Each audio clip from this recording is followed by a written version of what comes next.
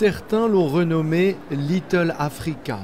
C'est le quartier pauvre du sud de Tel Aviv où des milliers d'immigrants en provenance d'Afrique pensaient trouver la terre promise.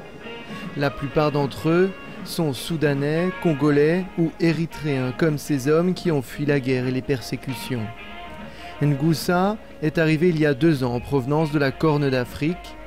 Le reste de sa famille a entrepris le même voyage et elle l'a payé très cher. Après que j'ai parlé à ma femme de ma vie en Israël, elle a essayé de venir avec ma fille. Elle était fatiguée de la porter quand elle a traversé la frontière entre l'Égypte et Israël. Elle l'a donnée à quelqu'un d'autre. C'est à ce moment-là que les douaniers égyptiens l'ont battue.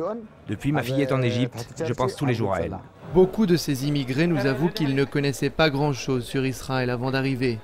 Leur nombre ne cesse de croître car les passeurs ont récemment ouvert une nouvelle voie pour sortir d'Afrique.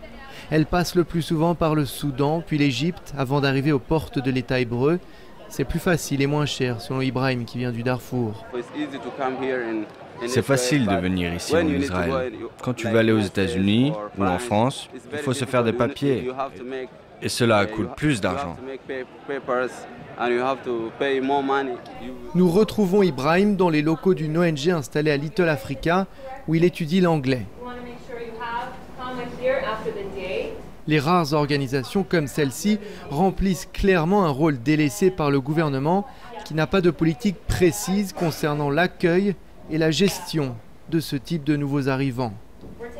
Ibrahim, par exemple, a passé 7 mois dans un centre de détention avant d'être envoyé ici. Une trajectoire très commune selon Ben, l'un des coordinateurs du centre de recherche et de développement pour les réfugiés africains. Ils sont mis en prison pour une durée indéterminée. Les autorités pratiquent la politique du « un qui rentre, un qui sort ». Dès que la prison est pleine, ils en laissent sortir. Ils leur donnent un ticket de bus pour Tel Aviv et les adresses d'ONG qui peuvent les aider, comme la nôtre. L'augmentation de l'immigration clandestine a pris les autorités israéliennes de court. Des autorités partagées entre l'impératif moral de devoir aider certaines de ces victimes de persécution et la volonté de préserver l'identité juive du pays, menacée par cette nouvelle population, selon le Premier ministre.